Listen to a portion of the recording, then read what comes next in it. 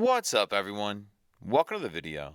Today we're going to take a look at how to get a 2022 Honda Civic started if the key fob dies. Like I said, I'm demonstrating this on a 22 Honda Civic in this video, but we'll be the same on a couple different years.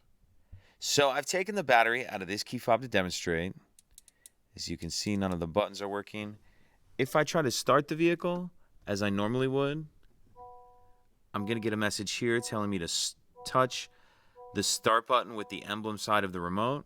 So that's exactly what we're going to do. If we take a look at our key fob, on the back there's that Honda emblem. We're just going to come over here and touch it to the stop start button. You hear it beep there, and now we can start it as normal.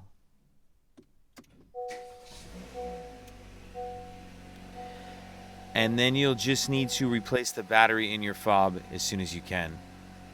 If you have any questions, please let me know. If you could take a second to like and subscribe, it helps us out, and I'd appreciate it. Thank you.